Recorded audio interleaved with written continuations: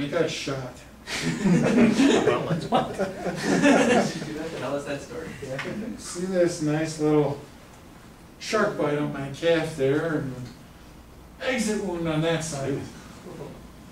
Back in '96, my friend Ernie and I had written for the Department of Justice the manual on how to seize electronic evidence. And they had gotten a call from the DA. You gotta remember this is back in '96, the big thing was the war on drugs, right?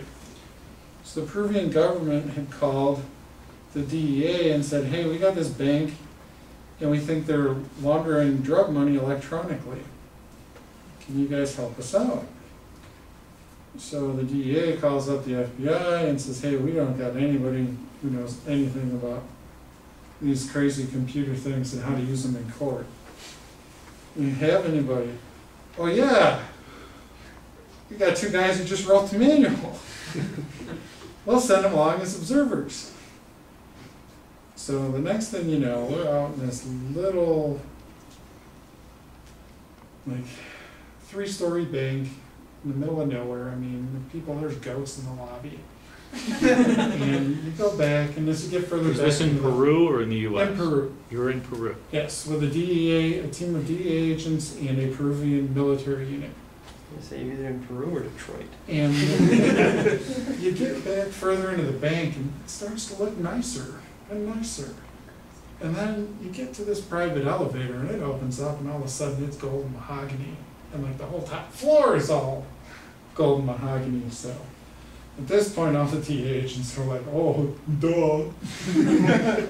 So they're in the office reading this guy, the arrest warrant with the Peruvian military, and they happen to be reading it to him, and the next thing you know, somebody cries out, gun, and one of the DEA agents, who was was actually a close combat instructor, was just out of nowhere, on top of this guy, and as he was disarming him, it went off, and I got hit in the leg, but he took this guy, after he had fired, spun him around, had his arm over his shoulder, and snapped it down 90 degrees. Ooh. And then I'm on the floor because my leg went out, and I'm in shock. So, I'm just like, huh, what's going on, What the heck, I'm bleeding.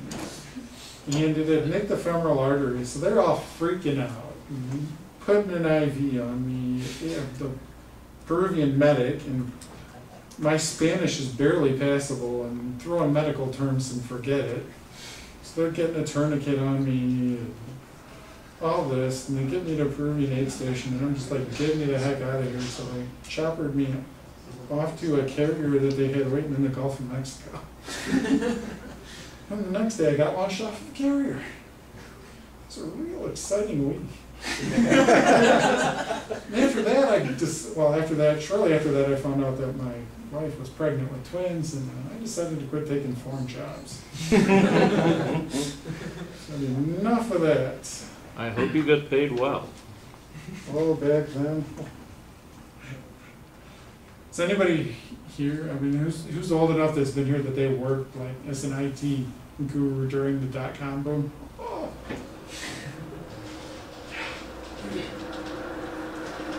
You kids don't know what you were missing. During the .com boom, there were periods, there were several years that, I would go from contract to contract because literally I could get a job anywhere in the world within 24 hours. Just crazy. Those were the days. Yes, they were.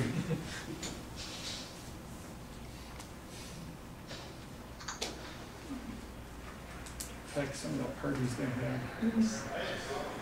In college with team. Okay.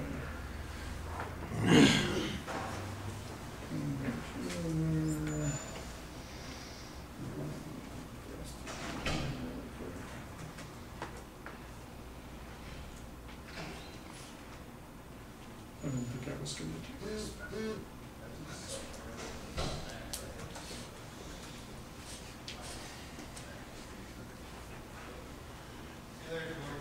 So what does Clockworks do? Clockworks, I was going to show you guys that. Good question. There's an installer name.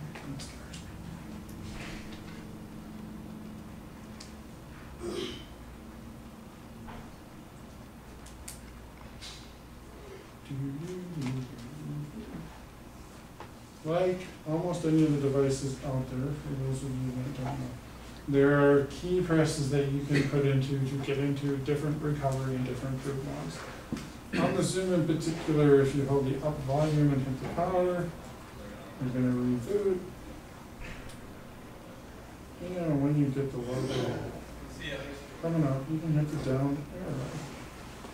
And you can select what recovery mode you want. So like in this case, I'm going to go into Android recovery. So you guys can see how that works. Now, I'll let you guys look around. To move around, you can use the volume keys up and down. And to select something, you hit power. Don't wipe it right now because that'd be inconvenient, but feel free to look around. Do a backup if you want. I don't. It's an actual. In all that clockworks, and you'll hear about these utilities are, is you're replacing the boot image from Motorola's to somebody else's that typically the open source development community puts additional features in, like the ability to take and back up everything to your SD card and restore from that. And Motorola and Samsung and all that generally don't want you to do. Because they're no fun. So Dan, I'm always thinking tablets because I have a phone already, but if I was going to get a tablet, what are like the first things I should do once I've rooted it? Are there any and what would you recommend? That's going to kind of depend. What do you use it for? Just kind of web surfing and checking email and stuff like that. The first thing that I would do is, if I rooted it, was I would definitely put a custom kernel and overclock on it. Mm-hmm. The speeds that they're running these processors on are really on the conservative side, to say the least. So that's probably going to be the first thing I'm going to do. The other thing that I would do is, and I'm more advanced than a lot of people, there's a lot of custom kernels that you can get out, but I would load a custom kernel that as well that's got IP tables and net filter enabled, specifically for the reason then that you can wirelessly tether and not have to worry about it. The other thing I'm going to do, just because I like the geek factor, is I like the bling mine and I change all the icons around. Make it look different than everybody else's. This is only marginally related to the question about tablets, but custom kernels made me think, do they have, does Google offer, are they planning on offering sort of the Nexus version online for the tablets? Or are they going to have like a Google branded tablet? Where that is a conversation that has gone back and forth, and with more rumors than you can shake a stick at. 1 month I hear yes, another month I hear no. So I guess the bottom line is, I don't know. Okay.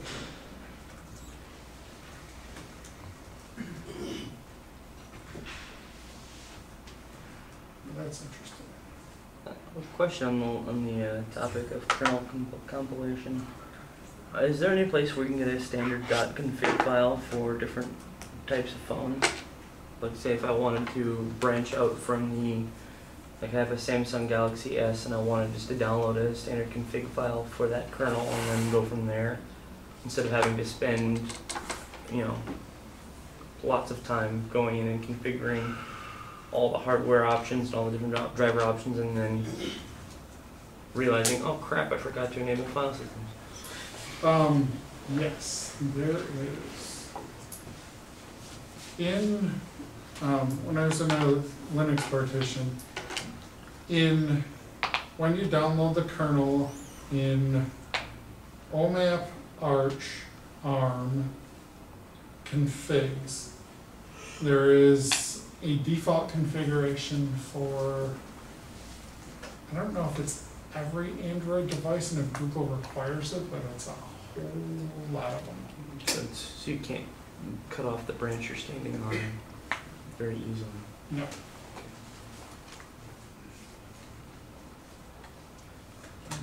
What sort of things did you have to do to enable keyboard support? In the Zoom in particular, it's included, but I just had to add into the kernel additional USB module support. In particular, I added in the modules for keyboards, USB storage devices. I actually added in webcams. If I ever wanted to plug in my webcam, I could do that. That's one of the things I've been trying to enable on the Nexus S, but I haven't really been getting very far. You've been trying to enable keyboards and stuff? Yeah. Yeah, that would actually be pretty decent for traveling. Instead of having to carry a giant laptop when I'm on call, I just carry a keyboard around. I can SSH into whatever I need to. Compiling your own kernel is really not that scary after the first time. Yeah. Just make sure you know what hardware is in your machine. And even if you do, you can always go back. Yeah. Like I said, it really is, a lot of people get worried about, hey, I'm gonna break this, and it really Well, I would be. takes a lot of hard work to break it. I would compile, if I were doing it for the first time, I would compile kernel on my desktop first, just because it's a lot easier to recover from. Yep. And just to get the experience. Oh, and when you download the Android software development kit, you can actually take in, actually it looks like I already have one in here. I'm just gonna find this.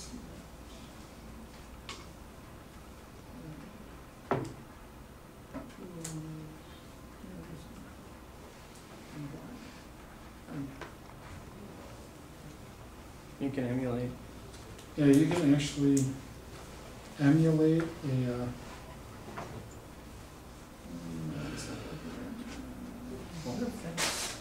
you can actually emulate a Android device. And when you emulate it, it'll actually pull up on your computer screen